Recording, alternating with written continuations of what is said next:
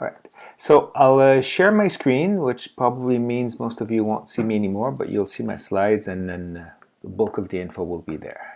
So share screen. Where's the PowerPoint? Share. All right, if I move that a bit away like this, that's good enough.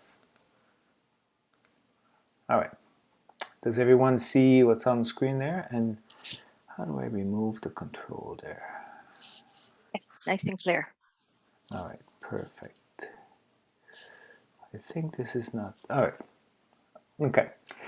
So coaching for leadership development, and this is, the timing is fairly good because at the local provincial ICF chapter, we had our annual conference last week, and this is a presentation that I just gave, so I'm reusing the same slides, same content, nothing's changed.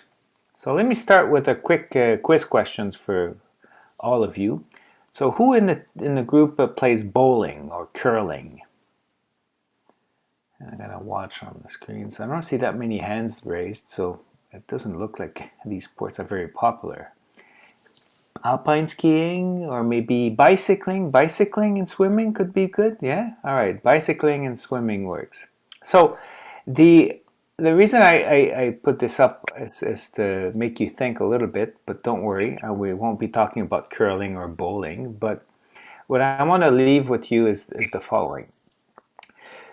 You wouldn't want to learn to bowl or to curl or to swim or to bike simply by reading a book or by watching videos or by sitting in a classroom for 3 days. You would probably learn to do these activities by practicing them, so by trial and error. And you try a bit of things and you fall and then you think what happens and then you get some advice and you try it again and so on and so forth. So it's a very experiential and repetitive process. And so leadership is very much similar to that respect. You shouldn't try to become a good leader by reading a ton of books, watching a ton of videos, or listening to a ton of classes. But you really become a good leader by leading, by practicing leadership, by experimenting, by figuring out what worked, what didn't work, and by looping through this experiential cycle. So that's the message I want to leave you with. And as a coach who works with the leaders that want to become better leader, you have to take this into consideration as you coach them through the process. Okay? So, as Zena said, I'm a leadership coach. I've been doing this for the last 10 years. As most of us in the coaching community or practice or profession, I didn't start working as a coach. I had a previous career beforehand, and eventually life made it that I started working in leadership development. And also, like most coaches, I blended initially, and I still do today.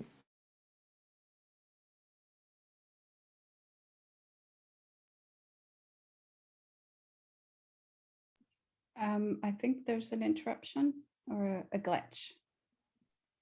Yes, I can't hear him either. Yeah, I think. Patrick? We lost Yes, I him. can hear him. Okay. Yeah, we lost him. Okay, let's check on that. He looks frozen. Yeah.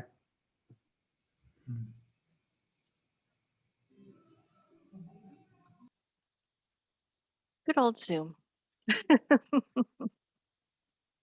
Yeah. All right, Patrick, you're back. You froze on us. Did I freeze? You did. Yes. Maybe the see, I talked to you about curling and everything froze, so That's maybe it. it's a sign. So, if is my screen? You're not on.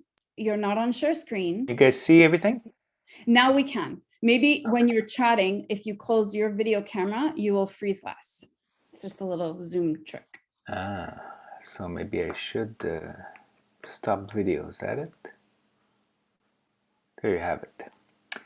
All right, so all this to say that I've been working with leaders, helping them become better leaders, and I sort of stumbled across coaching a little by accident about 10 years ago, and I realized that coaching was really good and really powerful of a method to help leaders become better leaders. And it was a better pedagogical method than just pure training or consulting or e-learning.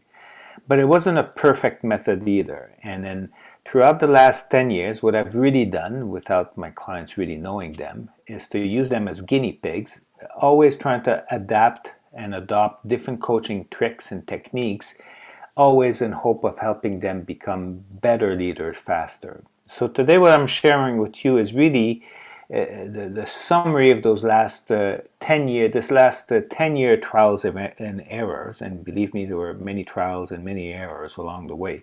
But over this process, I sort of developed a bit of a methodology and a series of tips and tricks and techniques that I'm going to share with you.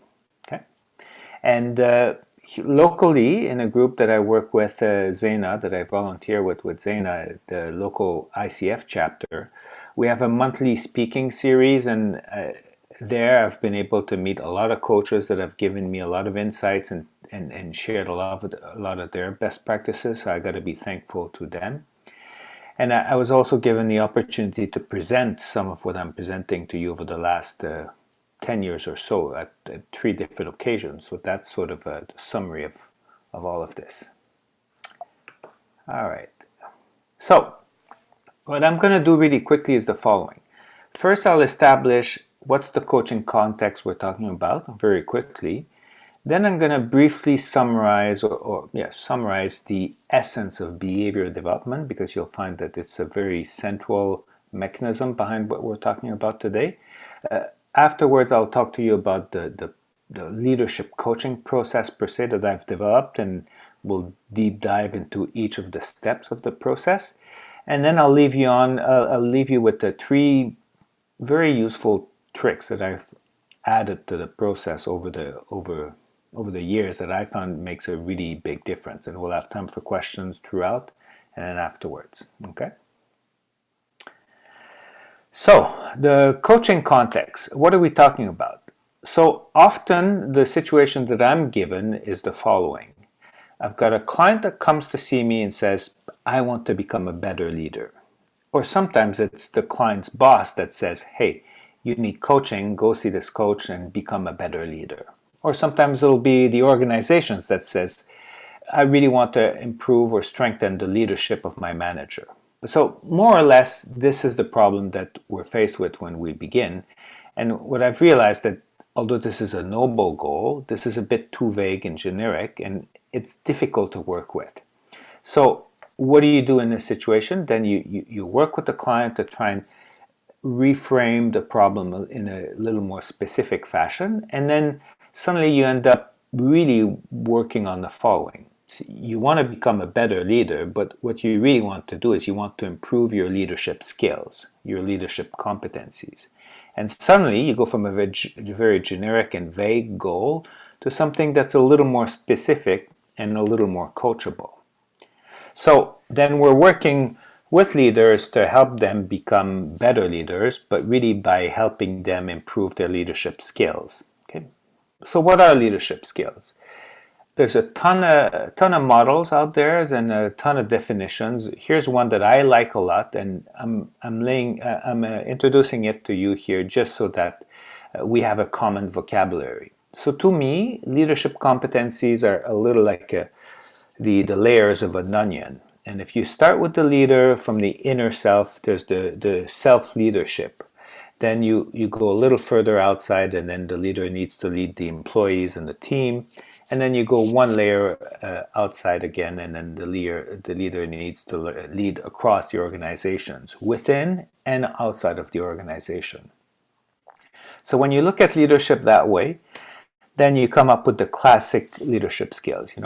At the basis you have things like emotional intelligence, presence, stress management, self-awareness, self-control, agility, resilience, and then you move on. And Zaina and Carol, I see you on the screen, so I don't see myself because I've shut down my video, but wave at me if you find that I get chirpy or something, because I have a little feedback. Okay. So then you have also other skills like influencing others, resolving conflicts, coaching for performance, driving accountability, fostering teamwork, and then having impact and influence, being assertive, being politically savvy. Okay, so these are, as examples, the typical skill sets that leaders want to improve. And therefore, the coaching that I do with leaders and the method that I'm sharing with you today is really focused around how do I coach my clients in order to help them improve these skills. So far, so good? All right. So we're talking about leaders, but more specifically, we're talking about leadership skills or leadership competency, but we haven't defined what is a competency. So a definition that I use that I find is very pragmatic, easy to understand, and easy to work with is the following. A competency is really a set of knowledge and know-how, attitude, and behaviors that allows you to do something in an efficient fashion. So it allows you to be good at something and to do something effectively. Okay? So knowledge, know-how, attitude, and behaviors to do something good, to do something well. And you'll find that this definition is fairly generic and it really applies to pretty much any skill sets out there, whether it's the very technical skill set or a very soft and interpersonal skill set. So what happens when we apply this definition to leadership skills? Then suddenly we realize that it's still knowledge, attitudes, and behaviors, but the knowledge part is far less important, but the attitudes and behavior is far more important. So what does that mean? So what this means is that to be a skilled leader, you don't need to know a lot of things. You don't need to read a lot of books, but you need to really be good at a lot of critical attitudes and behaviors. And for those that are wondering, well, what's the difference between attitude and behavior? One way that I've come around to explain this to myself is that an attitude really is a behavior that you apply to yourself. So it's a self-behavior. So quite frankly, the knowledge part or the cognitive aspect associated with leadership is minimal, but the behavioral aspect is really more important. Which means that if you're going to coach someone to become a better leader, and you know that you need to coach them to improve their leadership skills, but you realize that their leadership skills are predominantly behavioral, that means that you're going to really coach them to change their behavior. So this becomes behavioral coaching. And that's what this whole thing is all about. Okay? So remember the client that says, I want to become a better leader. You help them reframe the problem by saying, okay, you really want to improve your leadership skills. Well, here, what you're really trying to help them do is you want them to improve their leadership behaviors. And suddenly you have a problem that's really tangible, it's really proper and well suited for coaching, and it really leads to good results when you focus on the few critical leadership behaviors. Sounds good? So that's the coaching context. So if we're talking about leadership in terms of a set of critical behaviors, I think it's kind of important to figure out how do we acquire behaviors and how do we improve them. Okay? So in terms of behavior acquisition, a lot of stuff has been written on this, and I'm not going to repeat this, but what I've done over the years is I've sort of read a lot of it and figured out what does it mean in real life and come up with my simplified version of what's a good experiential learning cycle for the acquisition and improvement of behaviors. And this is what I'm going to describe to you here. So picture a workplace situation. So it could be two colleagues arguing over something. It could be one colleague being completely demotivated. It could be a conflict between a colleague and a manager. It could be an upset client calling in and arguing about something. You can have the gamut of workplace situations that leaders typically come across. Okay? So as a leader, either you as a leader, but more importantly as your client, as the leader, how do they deal with situations like this? Well, first they come across the situation, they observe it, they analyze it based on their understanding and knowledge and experience, and then in their head they plan an interaction. Once they've come up with a plan, they roll up their sleeve and then they jump in the arena and they act or they interact and they do what they think they needed to do. Upon interacting, something has happened, what we call an outcome, and then they may take a step back and reflect, okay, well, I saw this situation, I did this, I thought this would happen, but something else happened, and there might be a bit of a delta or a gap between the outcome that they anticipated and the outcome that really happened or resulted. So upon that reflection, they may be at ease with what they've come up with, or maybe they may decide to dig a little deeper and to say, well, you know what, this isn't quite what I intended to do. So let me observe someone who does this really well. Or let me discuss that with my peer, or with my boss, or with my coach. Or let me jump on the internet and review a TED Talk or read a quick ebook and get just a feel for what do people do in situations like this when they need to influence others or persuade their peers or resolve conflict or motivate an employee. And then out of that reflection, review, observation, and discussion, what the person ends up with is an upgraded understanding, a new conceptual model of what that situation really entails, such that next time they come across the same situation, then they will analyze it, but they will analyze it based on an updated set of experience, a new mental model. And they will plan an action, but based on a different experience, a better experience. So their action will probably be a bit different. And then the outcome will be different. And then the reflection will be different. And then the circle continues like this. So you see, this is how all of you, me, and your clients usually acquire and improve behaviors. It's through this experiential cycle that they come across situation, they analyze, they act, they reflect, they review, they observe, they discuss, they conceptualize, and then they repeat the cycle until they form more solid, more ingrained neural pathways that are associated with behaviors. And that's the main mechanism, whether you're trying to become a better leader or you're trying to learn swimming or bicycling or curling, that's the main mechanism that's at play when we acquire and improve behaviors. Okay, so this is important. It's not too theoretical, and it's not always like this. I mean, this cycle is the main cycle that's happening out there. But there are some challenges with this. So a couple of challenges that you need to keep in mind. You or your clients may come across a situation but decide to ignore it. Or you may decide to not ignore it but not act. Or they may decide to act but then not care after their action and not reflect. Or they may act and reflect but decide that it's not their fault, that it didn't go as planned and it was someone else's fault. Or they may decide to not observe a peer or not discuss with a coach or a mentor or a boss or not review any further. And then the cycle is full of pitfalls, right? So the cycle exists, but it doesn't mean that because it exists that everybody follows every step all the time and learn through this. Or even worse, you may have someone that comes across a situation, act, truly thinks that it's the right outcome, but it's not the right outcome. And then they repeat the cycle over and over. And what happens then is that they become really good at being really bad. So they acquire wrong and ineffective behaviors. So you got to understand the cycle for what it brings you, but you also have to appreciate the cycle for what challenges it brings you as well. Okay?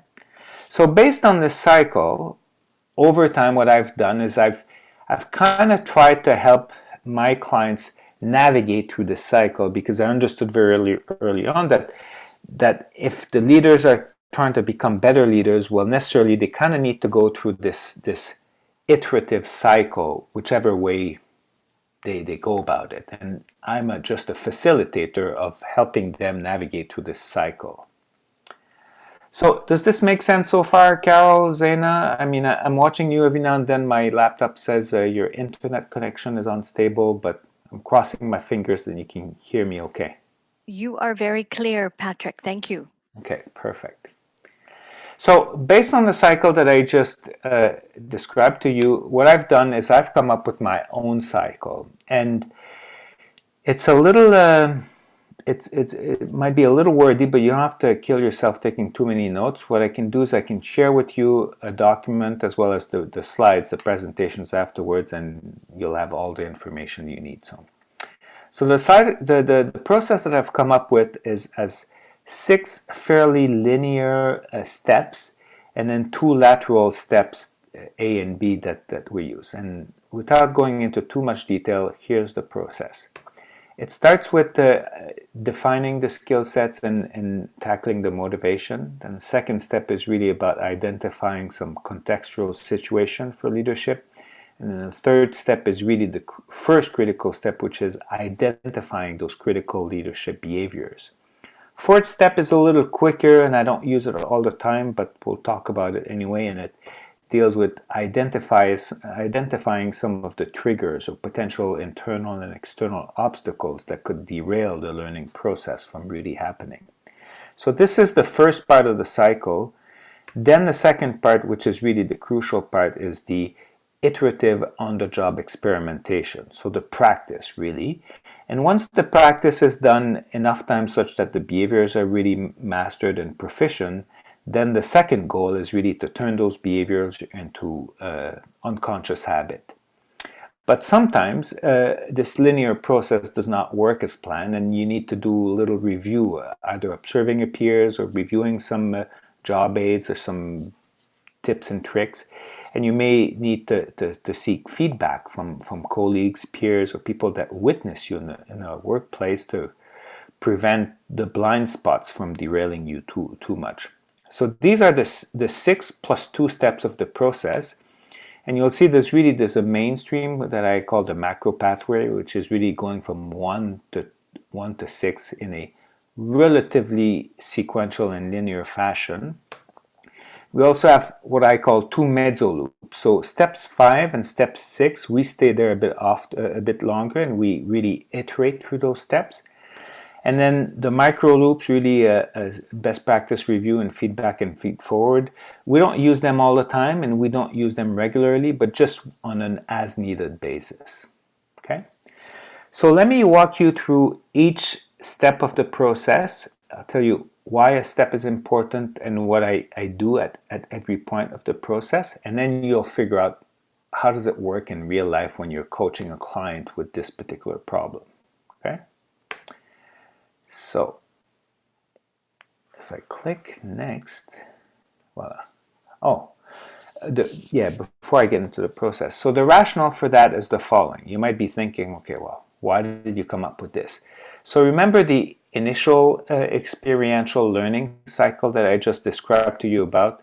Well, this has always been in the back of my mind, but in reality, what I've done is I've taken all of these steps and laid them out a little differently in my own coaching process and adapted these things to better fit the coaching framework in which you coach.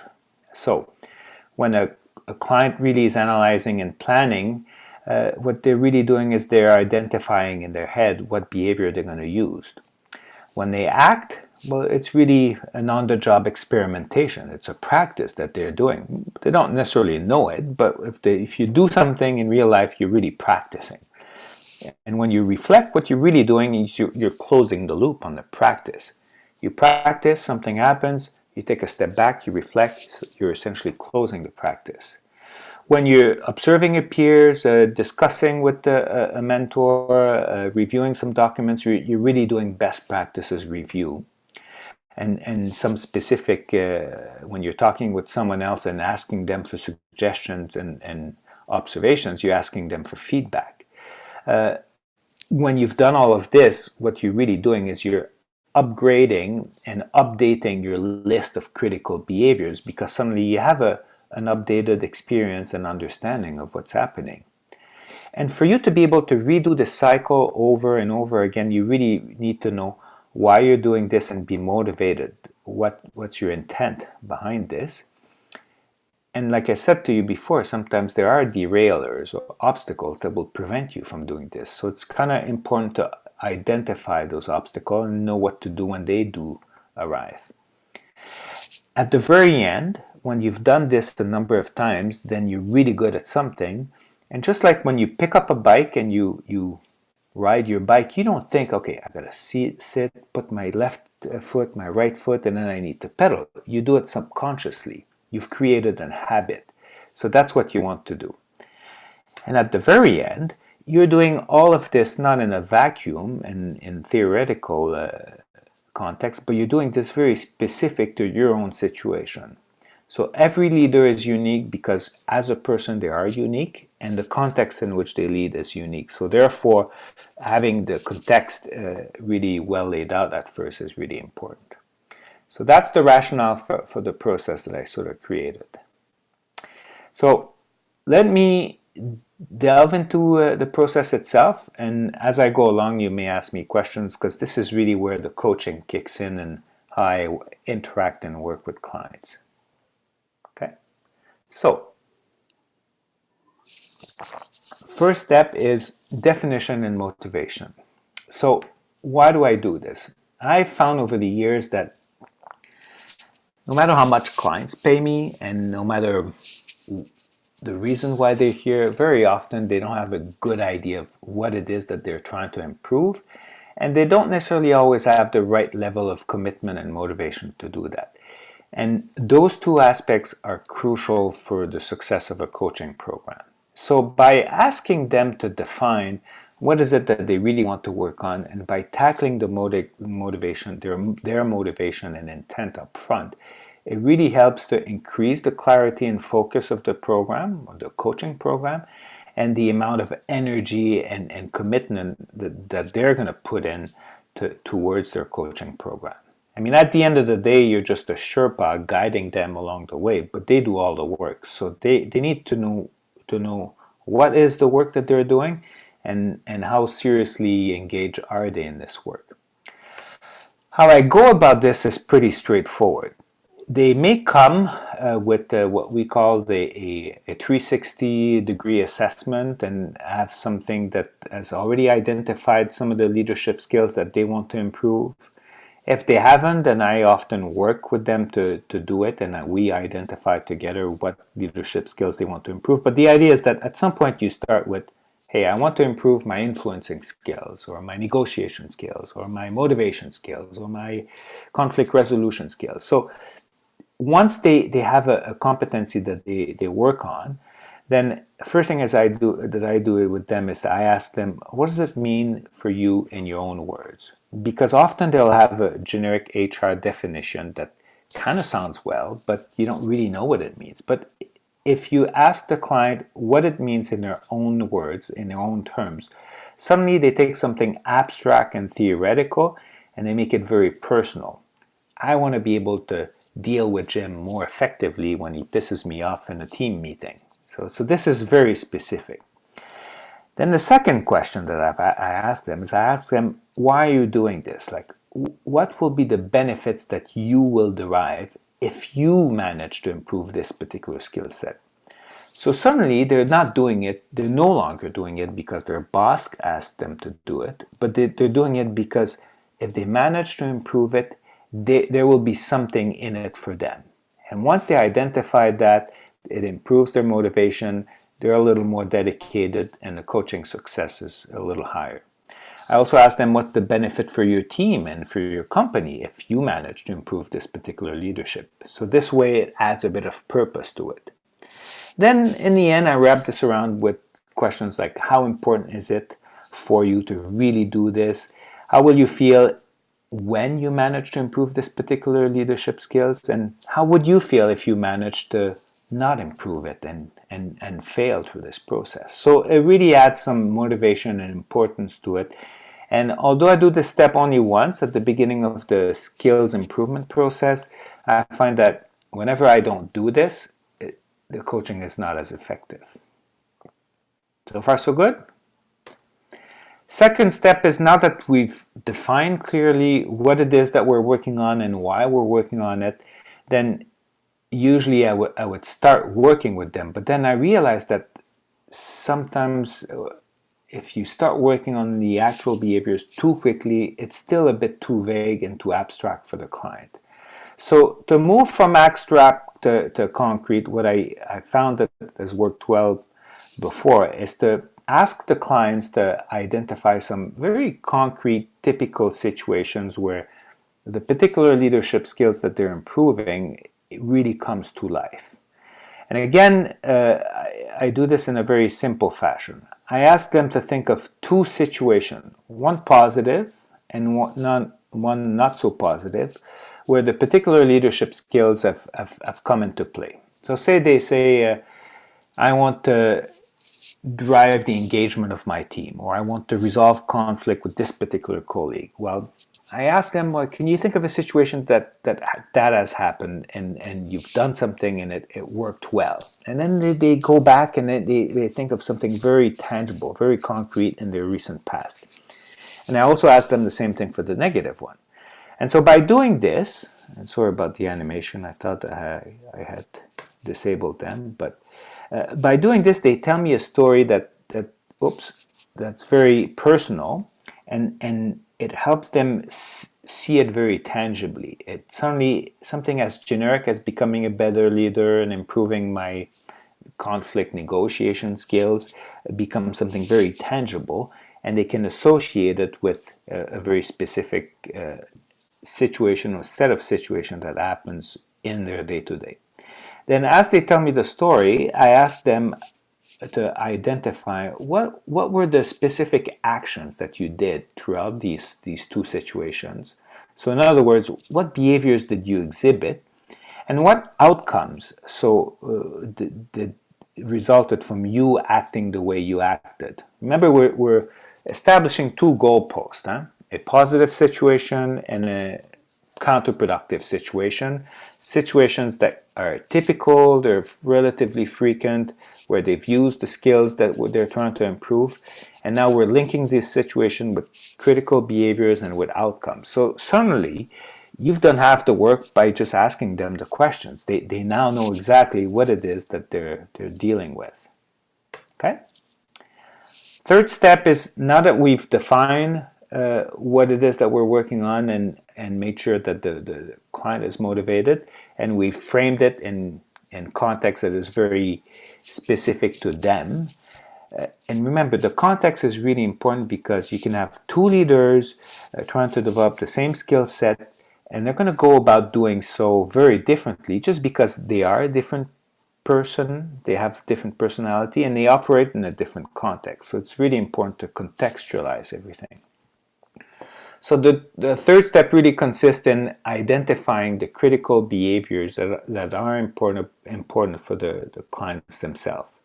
Again, like I just said, take two leaders trying to motivate their team, they will probably succeed, but in doing very different things from the others. In other words, the critical set of behaviors that one person uses to do something might be different than another person would use to do the same thing. So don't stop at the generic competency level, but really drill down to the critical behaviors that are required for the person themselves to be successful. Okay? So how I go about this step is really simple. I ask them to think of two sets of behaviors. The productive behaviors, so the critical behaviors that when they do it leads to a productive outcome, and the unproductive behaviors that actually lead to unproductive outcomes or outcomes that are suboptimal. And often what I found is that for a leader to improve the proficiency of a specific skill set, they need to acquire productive behaviors, but they also need to tone down or get rid of unproductive behaviors too. So it's kind of a two-step process. To help them identify those two sets of behaviors, I asked them 6 questions, and again, I haven't invented anything here. This is a classic trick that we do in coaching.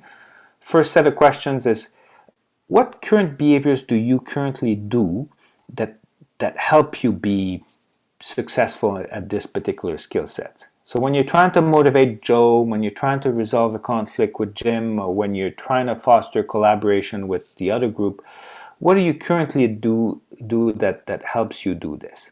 So those behaviors, you currently do them and they're productive, so therefore you really need to focus on keeping those. Then I ask them, which ones do you currently do but not often enough and you need to do them more often? And then I ask them to think about the behaviors that they don't do but should be doing and they really need to start to do them. All right, so it's which behavior do you keep doing, do you do more often, and do you need to start doing? And that takes care of the productive behaviors. Then we shift to the unproductive behaviors and I ask them similar questions. What behaviors do you currently do that kind of works, but they would need to be changed or improved a little bit? And so they keep those behaviors, but they need to alter the way they execute them. Which behaviors do you do, but you do too often and the frequency is derailing? And then which behavior is plainly unproductive and you really need to stop doing those? So again, keep, more, start, change, do less often, or stop doing. And at the end of those 6 questions, usually the clients have a list of about maybe anywhere between 6 to 12 critical behaviors. And suddenly you know that this is what the coaching will be about. It's about them working on these behaviors and making sure they either acquire them, change them, adopt them, or do them less often, or stop doing them because they're unproductive. This is a really crucial step. So you see, remember the initial goal was to say, I want to be a better leader, but really, you don't want to be a better leader. You really want to work on these critical behaviors that help you be a more proficient leader in the workplace. So that's the first important step in the process, the really important step. So far, so good? I see some nodding, so that's... Yes, we have one question that I think would be pertinent to this as we are identifying what to be talking about with the leaders. Layla wanted to know, what are the key points or elements that you as a coach need to know in a 360 assessment? So that's a really good question, but it's a bit tricky because I could spend a long time talking about 360 assessments. But in a very brief nutshell, what I find useful about the 360 assessment is a couple of things. One is it provides a common vocabulary between the coach and the client to say, well, influencing others, this is what we mean. Negotiating, this is what we mean, etc., etc. So everybody wants to be a better leader, but they don't necessarily know what it entails. The 360 assessment will give you the intermediate step that defines that a little more clearly. The second thing is, usually in a 360 assessment, you have maybe 10, 15, 20 skills, and the natural tendency is to look at the results, figure out what's weak, and to say, all right, this is what I'm going to improve. And in reality, that's not an effective way to go about this. What I find is more important is to figure out what are the 2 to 3 skills in there that are truly important for you, Mr. X or Mrs. Y, to be effective in the workplace, and which of these skills do you need to improve a little bit to be successful. So it's matching importance of the skill set versus proficiency level. So not all skills are equally important, and you may be proficient with something that has very little impact on your performance at work, and you may be not proficient at another skills that doesn't have any impact either. You got to figure out what really matters. And then the third thing, and the last thing I'll say about 360 assessment is, I tell my client that this is a good opportunity for them to take a step back and have a look in the mirror, but also get some feedback from other people. It's not an exact science, far from it, and they shouldn't take everything that comes out of a 360 as scientific proof. It's very subjective, and it can be very perceptual. But what's really important is, what is it that they're going to do out of this? So I warn them that the process is imperfect, but as imperfect as it is very useful because it allows us, them and I, to figure out in a more granular fashion what it is that we want to work on. And once we've established the 2 to 3 skills that we do, then we take the 360, we ditch it, and then we move forward from that point on. Does that make sense? I hope it answers Leila's question. Thank you. Perfect. You're welcome. All right, so assuming we've done a 360 assessments, we've identified the skill sets we want to work on, we've defined them in your own words, we've made sure the motivation was there, we've contextualized it by thinking of 2 typical situations that the skills comes into play, and then we've drilled a little deeper, and we didn't stop at what the 360 assessments tells us to do, but we really identified what are the few critical behaviors that I need to do well or I need to get rid of in order for me to be really effective with this particular skill set. And that's what we're going to work on. The 4th step, what I call the obstacle anticipation, I don't do that often and I don't do systematically, but it is kind of useful to think about it for a little bit. The reality is that leaders don't become better leaders because of the coaching that they do with you.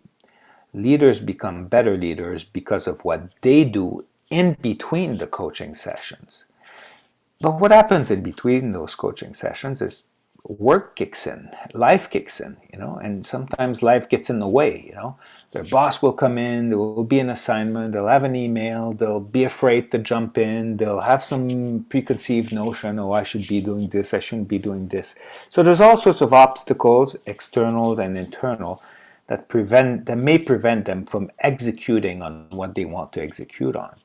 And so sometimes I have clients that are really disciplined and dedicated, and I know that if they say they're going to do something, they're going to do it.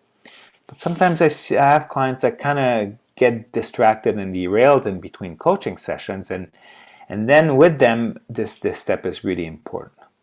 So what I do here is I really ask them to try and identify, given what they're working on, what are those things, internal and external, that could prevent them from implementing, from doing the work that they want to do, and to think of, strategies or tactics that they could use to either anticipate, avoid, or adjust themselves when those situations occur, and prevent them from doing it. For those of you who are interested, the bulk of these things here I've stolen and derived from a book from Marshall Goldsmith called Triggers, and he's got a full book just on that, but the reality is really simple. It's about making sure you know what are the external challenges or barriers and external barriers that could prevent you from doing this, and sometimes just knowing about them and having some strategies to anticipate or avoid or adjust to them is enough for them to be dealt with more effectively. Okay? Here, what I'll do, and I'll tell you a bit later, sometimes I don't even do this in coaching, but I ask them the questions and I give them a little tool, and they do it in their own time, and that's sufficient. I mean, you don't have to be there all the time to help them progress forward. So, remember, we've identified the 10 or 12 critical behaviors, and now the real work begins, which is really the practice, the on-the-job experimentation. And there's 2 parts to it. But why we do this is I won't spend too much time here because I've explained this in the initial part of the presentation, but essentially it's like learning to ski, learning to bike, learning to swim, learning to lead. You do this through practice. Okay. The other thing is that regardless of what theory says, there are many ways to do the same thing, and it's always the way you end up doing it depends on who you are as a person and the context in which you're asked to do it, right? So this is why I really want to make this not generic and theoretical, but very personal and contextual. So the first step is a little bit of a pre-practice step. Sometimes clients will have a couple of skill sets, and we'll pick one, and we'll start to work with the first one. And for a particular skill set, we'll have maybe 5 or 6 behaviors, and they go well together. But sometimes they'll have 10, 12, 13, 15 critical behaviors, and you can't practice 15 critical behaviors at the same time. So the first exercise is we'll look at the list, and together, but I guide them to do this, we'll reorganize those behaviors and regroup them in clusters that they naturally occur. So here's a good example. Say a manager wants to coach their employees, and he needs to learn to coach a little more, right? That's also a skill set that leaders need to learn. So maybe they'll decide by practicing active listening, open-ended questioning, and paraphrasing. So these would be 3 sets of critical behaviors that go well together, and that a leader can really practice as a unit within a one-on-one conversation with their employees. And then we might establish other behaviors a little later on, and other behaviors. But the idea here is to regroup the behaviors in little clusters, in a little group that make sense together, so behaviors that naturally occur together in the workplace. And then you prioritize them. So you try and go with the easier one first, so that they get some key wins and they stay motivated. And sometimes you have behaviors that you need to master before tackling more complex ones. So the idea is just to regroup and organize your practice set. Another way to go about this is, if you've ever learned to swim or taught someone to swim, you don't tell them exactly everything they need to do and you throw them in the deep end. You have them practice the leg kicks, and then afterwards the arm rotation, and afterwards the breathing, and then afterwards you add one with the other, and then finally you put the 3 together, and then eventually you take off the floaters, and the first thing you know is they know how to swim. So leadership is the same thing. You regroup the behaviors into little clusters, you prioritize them, and then they practice. So the next step is the practice. Here is the key. So if you had to remember just one thing out of this process, it's probably that. The practice step, the practice phase is really the same thing for everyone. First, the leader needs to plan the practice. And you might be thinking, well, of course they need to plan the practice, but how many times did you coach someone, and at the end of the coaching session, that client of yours says, all right, I'm pumped, I'm motivated, I know what to do, let me do it. And then 2 weeks later, you talk to this person and something came up, they didn't have time, or they completely forgot it. There's always something. I found that if they're very deliberate and intentful in their practice, and they write it down, I'm going to practice my coaching skills or my influencing skills with that person at that particular instant of time, then there's a higher likelihood of them actually doing it. So it's like meeting, I'm meeting with you today, it was in my agenda, I knew what we were going to talk about, and it was prepared. So have your clients be as deliberate in their own practice by planning their practice sessions. Okay. Second thing is they need to do it. They actually need to jump in and practice it. I try and have them not do this in a role play fashion, but if they need to practice their influencing skills, they need to find a real moment in their real life where they need to influence someone, and they go about it and they give it a shot. Okay. So in the practice, the only thing I ask them to do is to try and figure out exactly, or more explicitly, which behavior you're going to try and exhibit, and which outcome are you looking for. Third step is reflection. No matter what you do, if you don't take at least 2.5 minutes after your interaction to take a step back and reflect on just what happened and write down a few notes, then you're not really learning. You're doing only half of the learning. You're doing unconscious learning. You really need that reflection part to make the learning conscious and intentful. So it means asking and answering the same question, the classic questions like, what did I do? How did it go? What worked well? What didn't work well? And how did I feel during this process?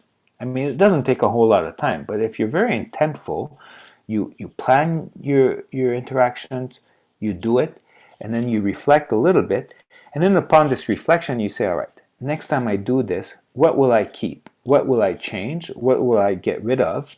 And suddenly you've essentially created your own experiential learning cycle. So plan, do, reflect, learn. Plan, do, reflect, learn.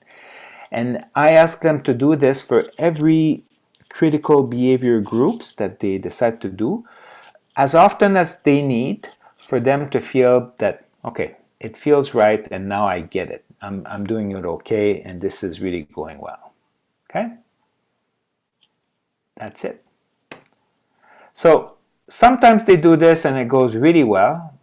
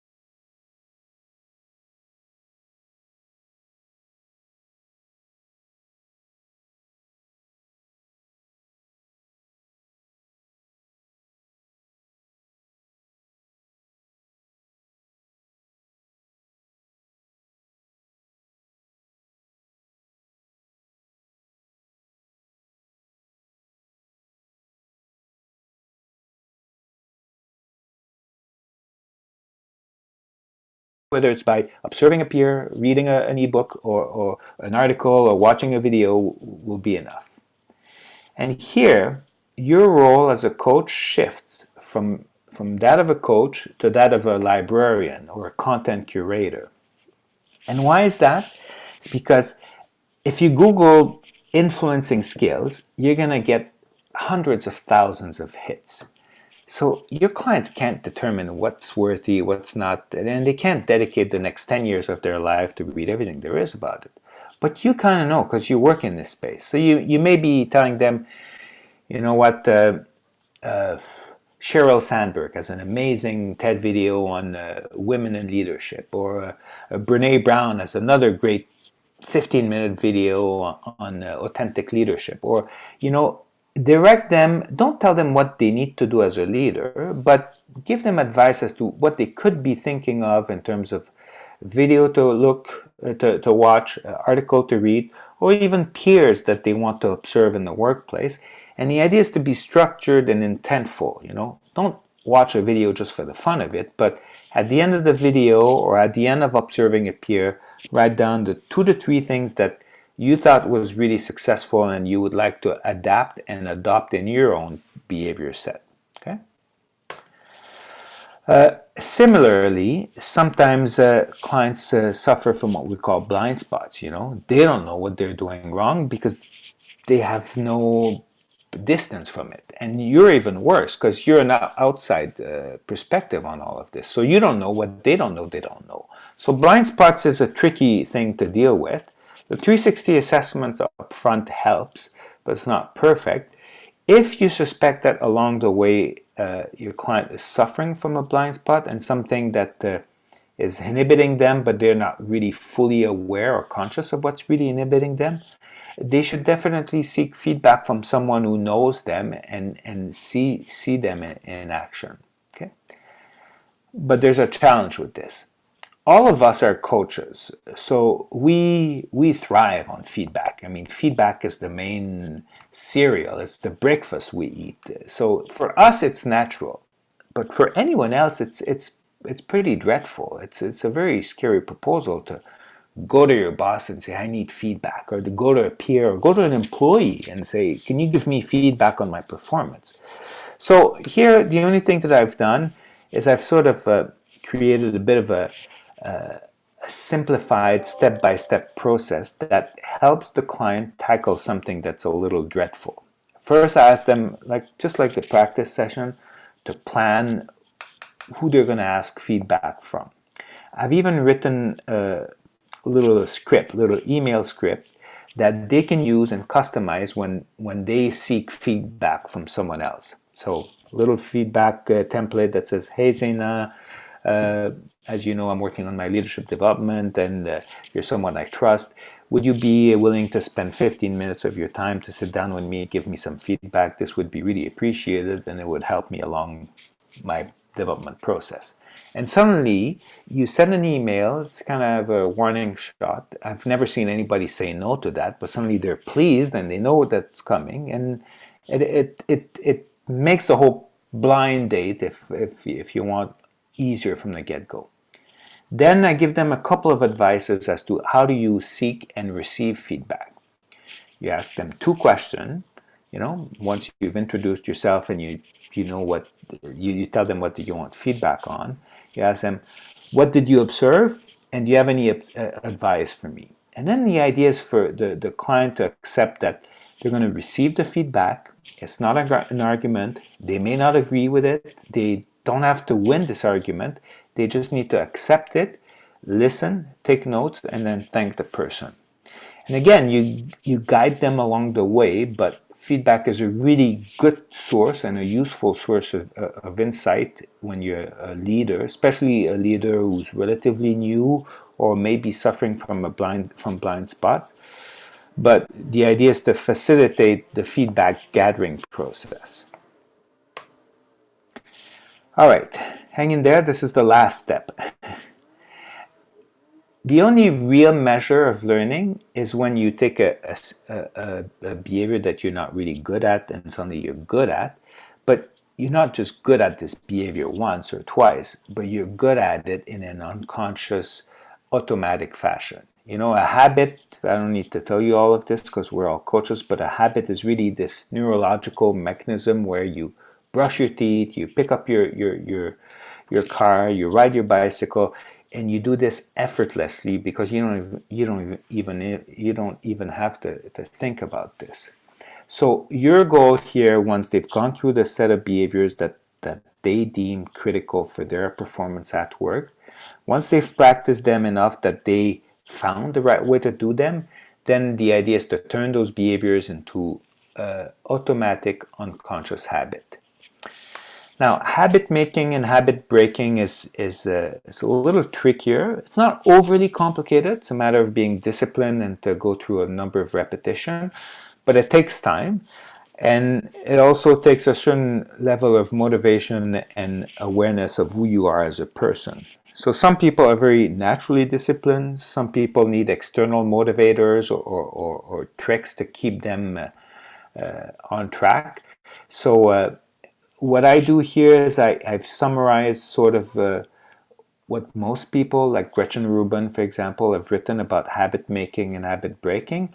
And essentially I encourage my clients to find the technique that works for them, to stick to it. I'll give you a couple of insight. There's a ton of habit-making apps on the iPhone and on the smartphones out there. Again, I'm not advocating that they use one versus the other. I've probably downloaded a dozen of them, and they all have more or less the same mechanisms. They have little reminders, little tracking tools, and you plug in whatever you want in them, and then the app reminds you and allows you to track, and suddenly it makes this whole process a little more natural and easy to follow. The idea is that if you're going to seek feedback from, if you're going to try and implement a behavior as a routine for you as a leader, you have to find a mechanism to make this routine a habit and to stick to it. Whether it's a post-it by the side of your desk, whether it's a little stick-it note on your desktop, whether it's a mobile app, whether it's your coach that acts as an accountability partner. Anything works, but the idea is to take this behavior and turn it into a ritual, really. All right, how do we put all of this together?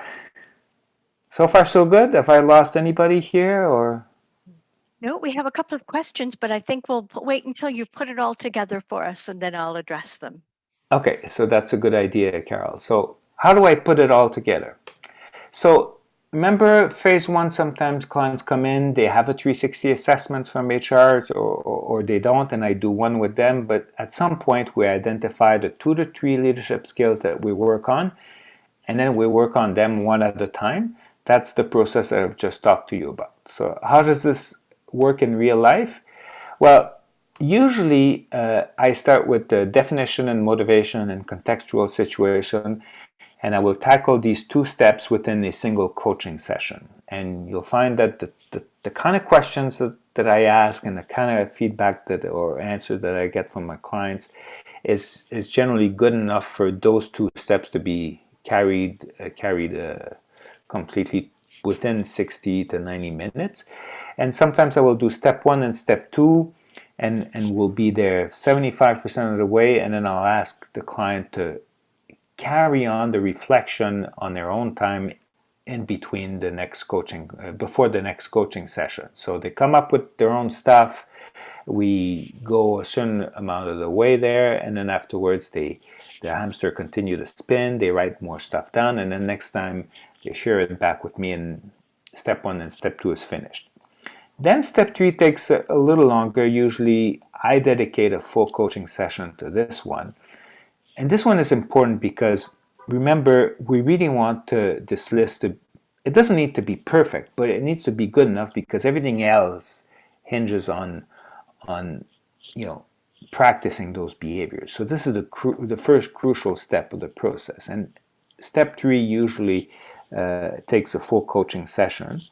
And step 4, what I often do nowadays is I just give them the series of questions. There's 5 or 6 questions, and they answer to those questions on their own time in between coaching sessions. And most of the time I will leave it there. Sometimes I will bring back that tool and the insight, and if I find that the client keeps being derailed from whatever they decide to practice and they don't end up practicing.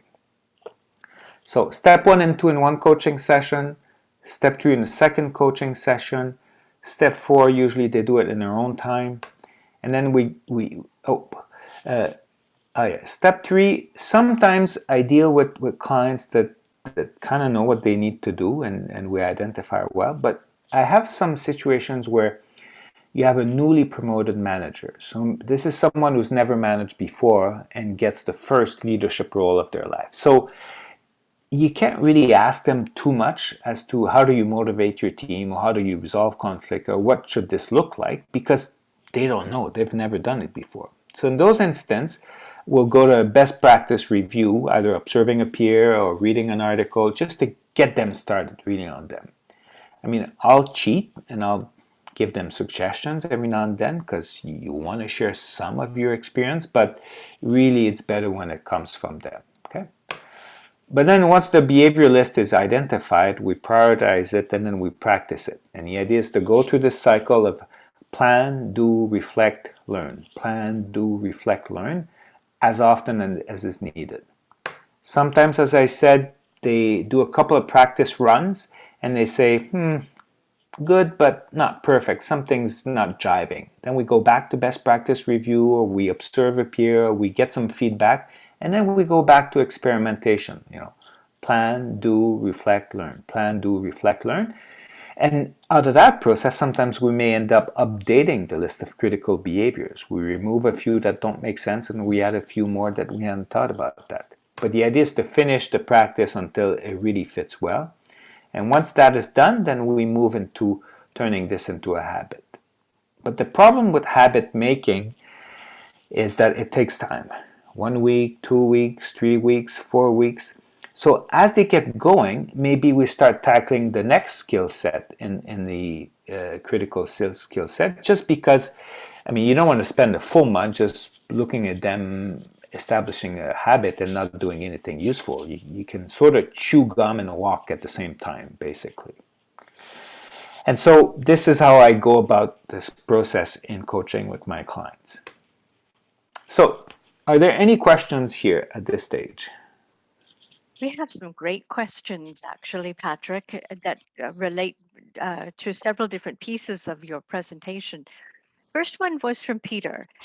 Is there major difference between internal and external obstacles or unproductive and productive behaviors? What do you see as the distinctions there? Yes and yes. So an external obstacle will be really something that's environmental. So say you're a leader, you have an office in a busy work setting, and you have colleagues that keep walking in and barging in and disturbing you or distracting you. Then these would be an external obstacle. People that receive an email, and the minute they hear ding, they lose their focus and they look at their Outlook. That's an external obstacle. That's a derailer. An internal obstacle would be a bias or a stereotype or a fear. You know, or I can't ask feedback because I'm going to be seen as weak, or I can't tell my boss that I don't agree with him because I'm going to be seen as losing discipline or hierarchy or whatever. So that would be an example of an internal obstacle that is more, it doesn't exist in real life, it's in your brain, but it's preventing you from doing something. So that's for the obstacle part. And really, Marshall Goldsmith's book is really good, Triggers. And if you don't feel like reading the book, read the book summary or read there's a ton of, he's got articles on his website about this, but he really puts into tangible terms all the things that prevent us from changing, those external and internal triggers that he calls them. The other one is, what was it again, Carol? Productive and unproductive behaviors or situations? Productive and unproductive behaviors. So if you're completely new to a particular skill, then most of the behaviors you're going to come up with are purely productive behaviors because you've really never used that skill before. But if you're a manager who's been managing for a couple of years already as best as you could, you may have picked up a few tricks along the way that worked well, but you may also have picked up some bad habits that don't work well. So here you want to acquire and improve those behaviors that really have a productive outcome, but you also want to get rid of the behaviors that are not productive. So say you're coaching an employee as best as you can as a leader, but you keep telling them what to do and you keep interrupting them. So these would be two examples of unproductive behaviors that you got to get rid of if you want to improve your coaching skills. Does that kind of make sense? Absolutely. Thank All you. right. I want to make sure you have time to wrap up or to finish your presentation. Then we have a few more questions. Okay, so there's about 15 minutes left, right? Yes. So let me speed through the three tricks that I've got for you, and then we'll ask a couple. We'll tackle the questions then. Thank you. So a couple of tricks that I found have been useful for me on top of everything I've just introduced. First one is a bit controversial, and it's about the contract for the coaching session. So the classic script of a coaching session contract would be something like this. You start the coaching with, hi, how's it going? You warm up and you have something a little chit-chatty. Then you say, so what do we talk about today? What's on your mind? Then the person tells you a little bit what they want to tackle. You paraphrase by saying, so if I understand correctly, blah, blah, blah, blah, blah, blah. And then you nail the objective of the session by saying, okay, so if I understand correctly, blah, blah, blah, blah, blah, blah, therefore, would it be a good outcome of our session if we accomplish this today in our conversation? And that's a classic coaching contract. That works fairly well, and all of us does this in our sleep. I advise you from not doing this in leadership coaching, but instead doing something that's more like this. First, you still warm up and say, so how's it going, blah, blah, blah, blah, blah. Then I don't ask them what's on your mind, what's on their mind, but I say, based on our program, we're working on helping you improve this particular skill set. So that's important because that's what we're working on. And if you remember our process, we're really going from this skill set, trying to identify the critical behaviors, making sure you practice them, and once you get them right, turning them into habit. You remember? last time we spoke, you committed to doing this, and we tackled that and that. So here we are in the process. So based on all of this, today I suggest that we tackle this particular aspect. Does that work for you?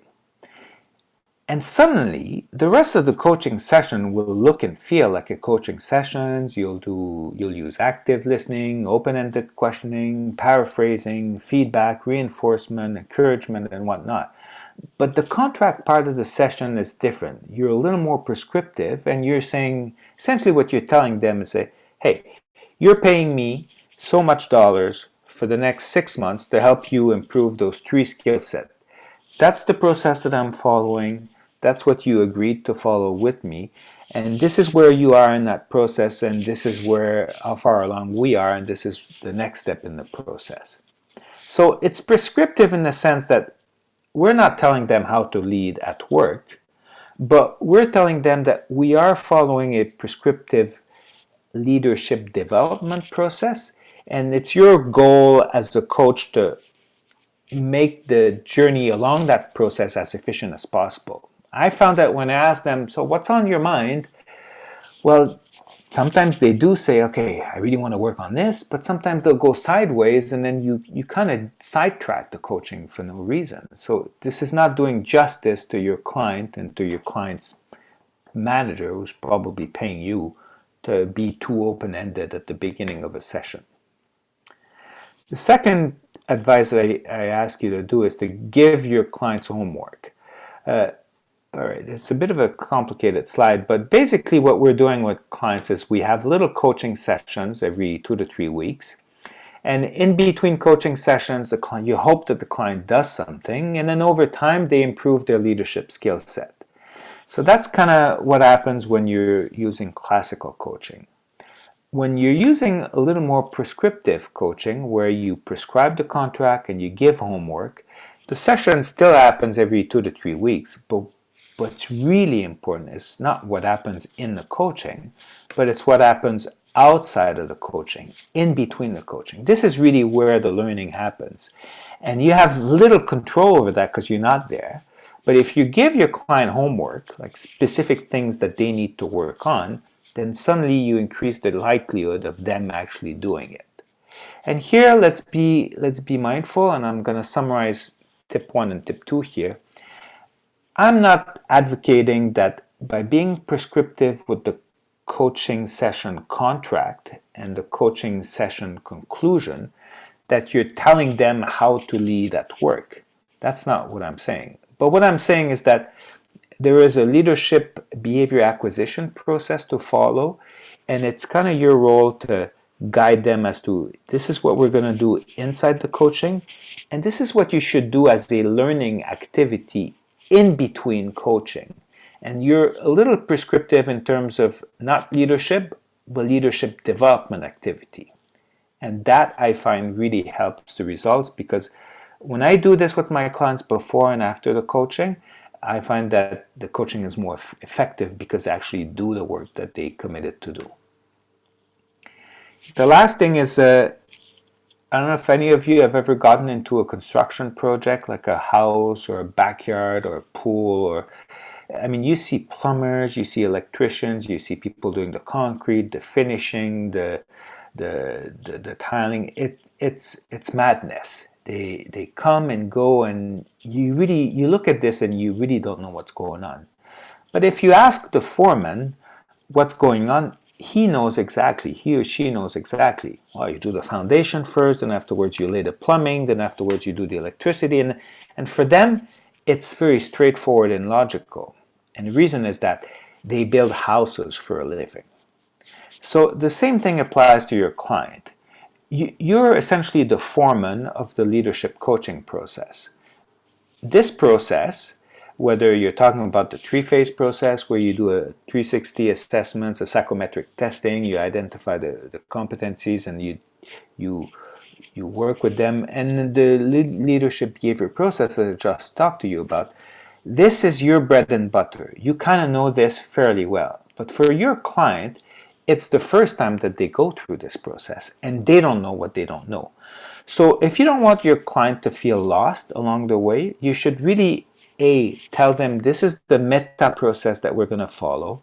This is the behavior acquisition process that I'm going to walk you through. And every coaching session, I'm going to ask you, I'm going to repeat to you where you are, where you're coming from, and where we're headed. And at the end of the sessions, we'll agree on some activities that you'll do, and then you'll commit to doing this.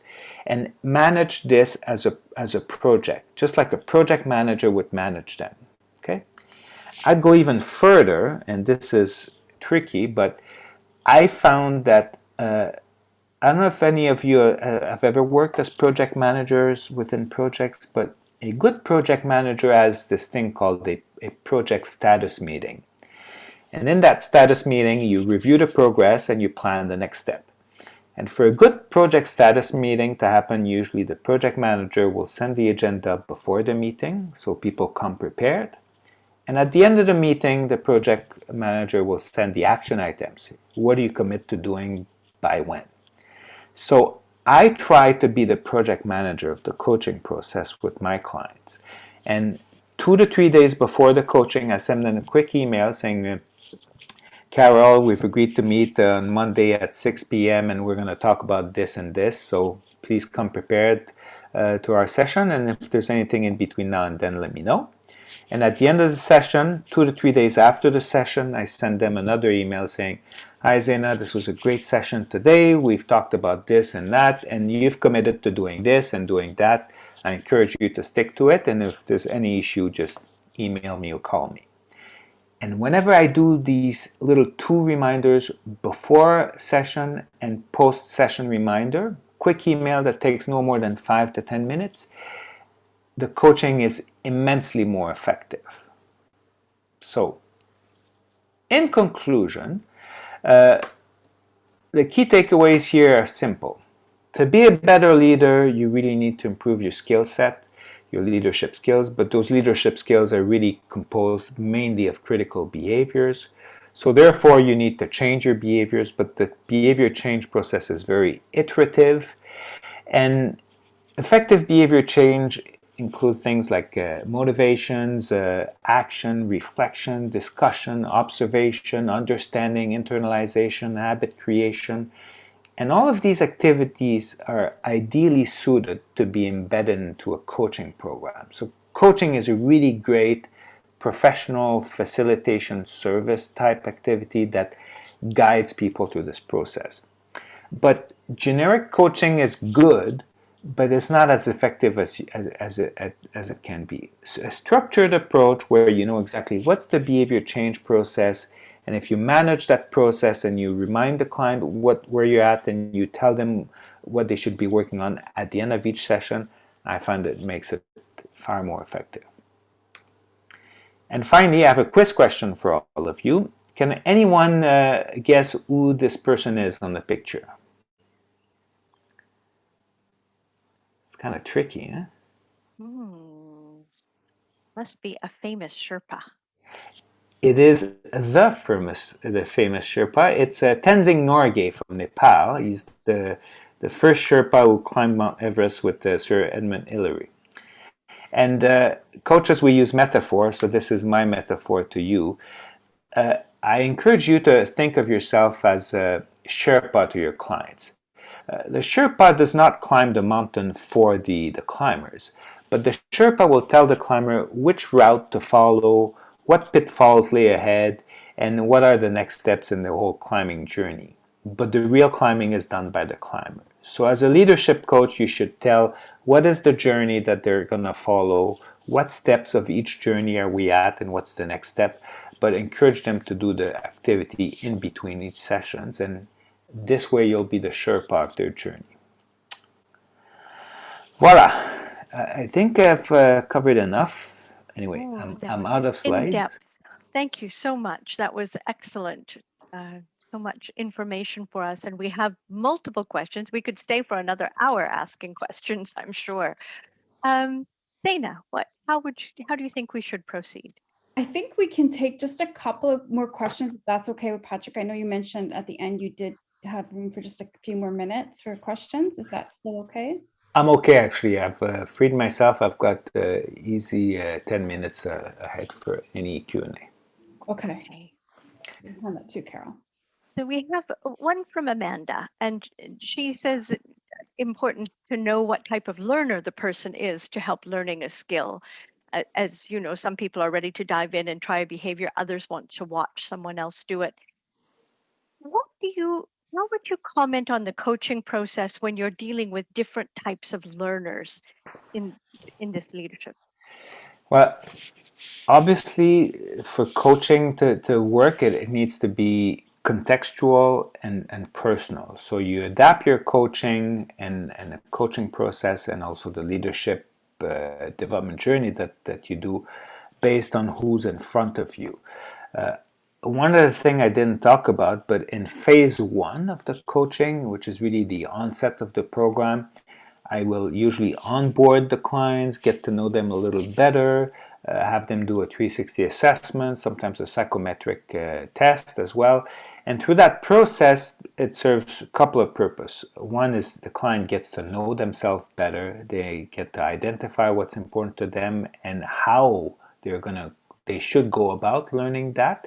It's useful for me as a coach to get to know the client a little better and to figure out, okay, well, this is an extroverted person who really needs to roll up their sleeve and get cracking real quick. This is a more introverted, reflective kind of person who wants to understand why they do something before they do it. And then we tweak the action a little bit along the way. So there's really no real science behind it. You sort of adapt it based on the feedback you get from the client that's in front of you.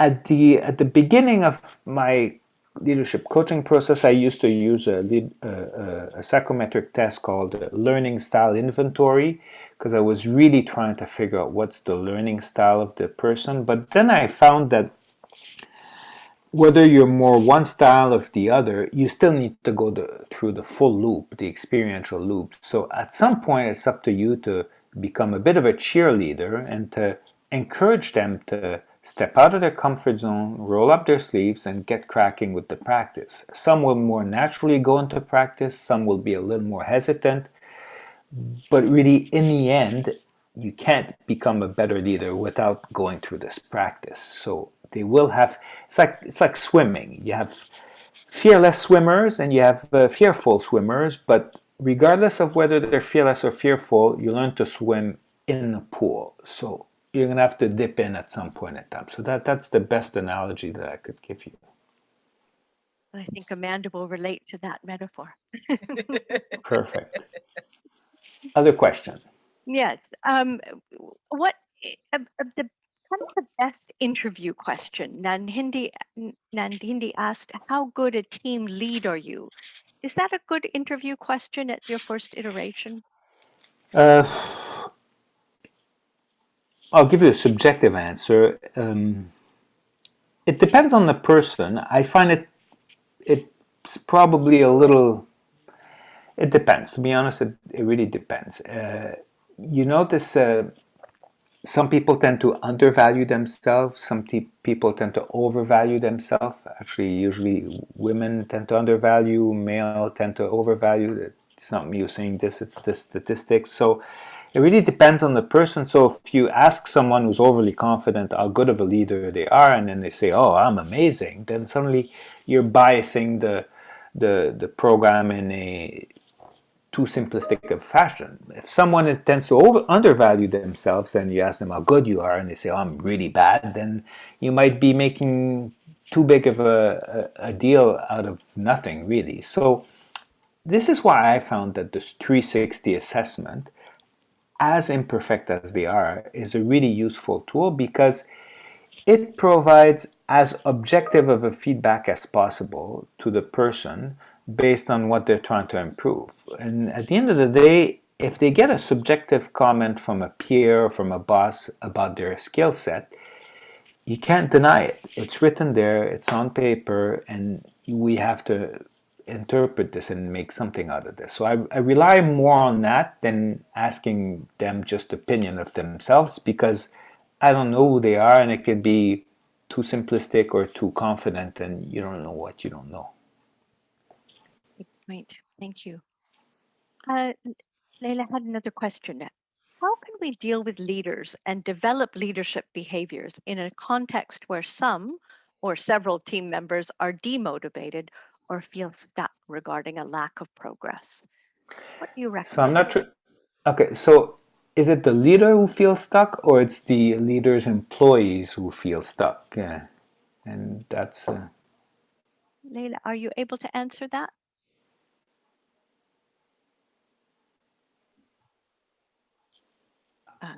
I read it as the team members actually. Sorry. there was a bit of noise. So who's demotivated, the leader or the leader's employees? Team members. So the the team members.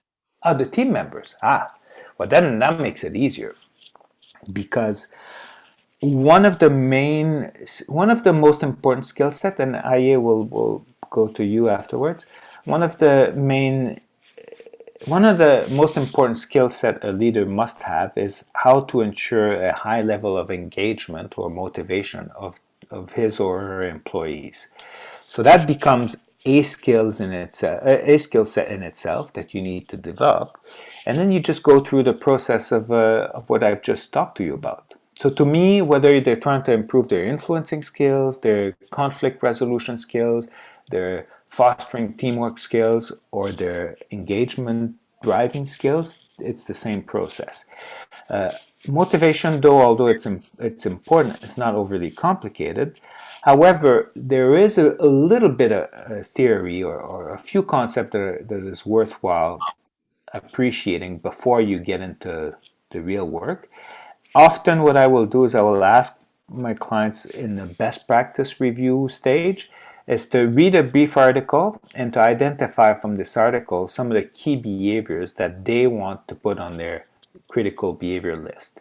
And one that I particularly like is Frederick Herzberg's two-factor theory of motivation, and it's this classic theory that says for an employee to be motivated, you need to get rid of the hygiene factors and you need to focus on the engaging factors. And the idea is to figure out what are the 2 to 3 hygiene factors you need to get rid of as the manager of this employee, and what are the 2 to 3 key factors that you need to focus on that really leads to engagement and motivation. And then suddenly, once you understand this concept, you come up with a list of behaviors, things you want to do more often, do less often. You put them in practice and you see the results. So, all right. Yeah, I think you have your hand raised. Am I seeing this correctly, or? Mm-hmm. Yes, I do. Thank you. That was a really nice presentation. Pleasure. I have a question regarding how is coaching different from consulting or training in an organization? How different is it? Yeah, how is it different? Is it more personal than training and consulting? For sure. I mean, in training, usually it's going to be one versus many, and there's a very set agenda, and it's very much centered around knowledge transfer. So if you training a bunch of employees on the basics of employee engagement or conflict resolution or customer service or emotional intelligence, you go through the curriculum, you cover the basics, you explain them why, you make them practice in group settings. You try and keep this as entertaining and interactive as possible, but you're crossing your fingers and you're trying to adhere and tackle all of their needs at once, not knowing who they are. When you're doing the same thing but in coaching, suddenly you're really trying to figure out, okay, who are you, client of mine, who's in front of you? What sort of personality, strength, and weaknesses do you bring to the table? In what context do you need to work and lead? And which skill sets do you want to improve in that particular context? And then out of that very specific set of information, you identify the critical behaviors, and that's what you end up working on. So these behaviors might be some of the behaviors you cover in training, but in this case, it's only the behaviors that's pertinent and relevant to the person, and you go through really an experiential cycle. So it's far more effective from a pedagogical point of view. I mean, it's more costly because you can only deal with one at a time as opposed to training, But out of a one-day training, people come out of the training and they're ecstatic, they're happy, they're enthused. But have they really changed their behaviors? Eh. So that's the premise. So basically, it's like you go and you make a, like, let's say the organization brings you in and then they ask you to, so you do the training first and then you do the coaching for different people within that group. Is that part of what the organization decides, or is that just? That happens sometimes, and that's when you have a really forward-thinking organization that says, all right, I want all my managers to be really good at the basics of A, B, and C. They bring in the trainer, the facilitators, they give them a one-day overview of the particular concept so everybody's on the same page. And then afterwards, they may go into individual coaching, and then they decide what they work on based on who they are. That's sometimes related to the training per se. So this doesn't happen often. You really have to have organizations that are forward-thinking. When it does happen, it makes a whole bunch of sense because you can sort of cater your training to the general consensus and then tweak the coaching based on the individual that's in front of you. So it's like it's the holy grail, really, but it's kind of it's more rare. That's my experience. So generally, what happens then if this is rare? What situation are we looking at when an organization approaches a coach? Well, it depends. What usually happens for me is either the manager or the HR will come in and say, hey, I've got someone who's a high potential, but they need to tweak on a few things. Would you work with them? Or sometimes it's the individual leader who raise their hand and say, I really want to improve. Can I get a coach? And then they get a coach, and then we meet up. And then in that process, we get to know each other better. We start, I explain to them the process and how I work and how long it takes. And then we go through a 360 assessment and a psychometric testing. We identified a couple of skill sets, and then we work with them on a one-on-one basis for about usually anywhere between 4 to 8 months. With a typical leadership coaching program will last anywhere between 8 to 12 coaching sessions. Below 8 coaching sessions, you don't have enough coaching sessions to really get to meaningful results. 12 sessions, you can easily tackle 2, sometimes 3 leadership skills, and you go through the iterative process in a relatively useful fashion. So, does that make sense? Thank you. Yeah. It does. Thank you. Thank you, Aya. Great questions. We have one more that we can take, and then we'll wrap up if you don't mind, Patrick. It is, oh, where did we go? Here we are, from Mahmoud. It said, I see much of coaching could be motivation, then help the coachee with some tools. Do you agree with that? Yes. That's an easy answer. So, Carol Dweck, I think, but anyway, in the book I speak a little bit about it. One of the key success factor for anybody, which includes your client, for anyone to change, is their mindset and motivation level. So if you don't have a deep belief that you can actually improve, and if you're not willing to make the effort and suffer the consequences of trying to improve, then no matter how great the coach is, it's never going to work, right? So then it becomes a bit of a cheerleading trick.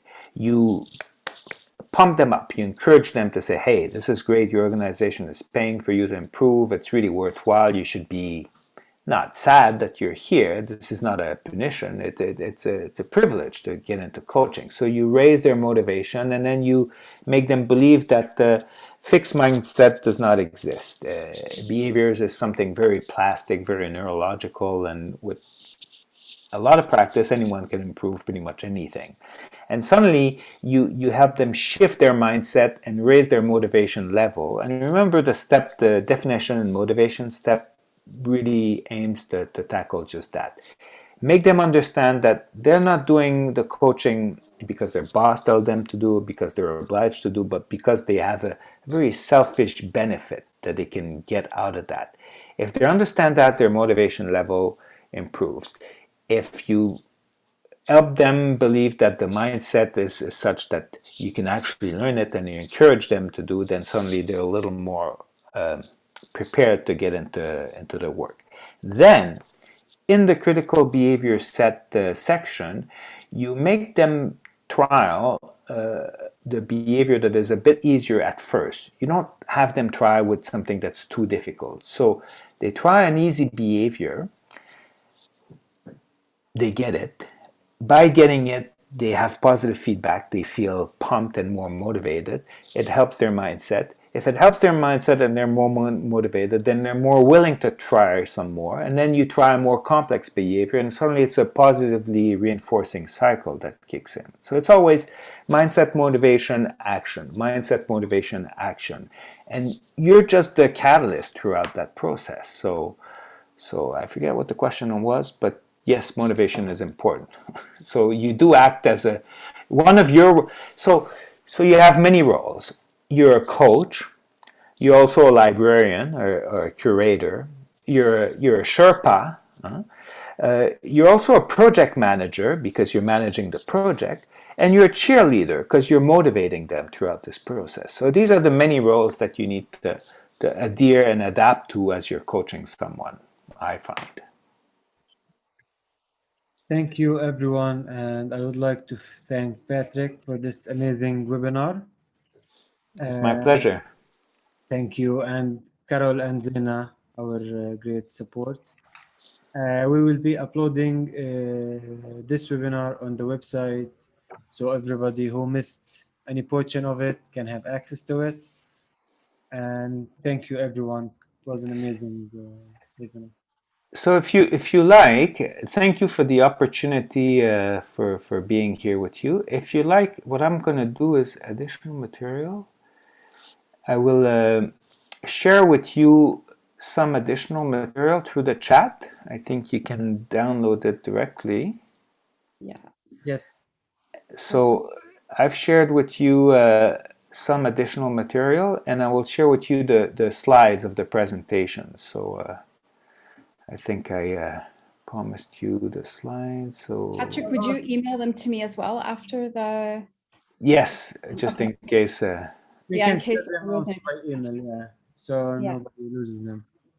Okay, so this was conference. Where is that? There it is. PDF.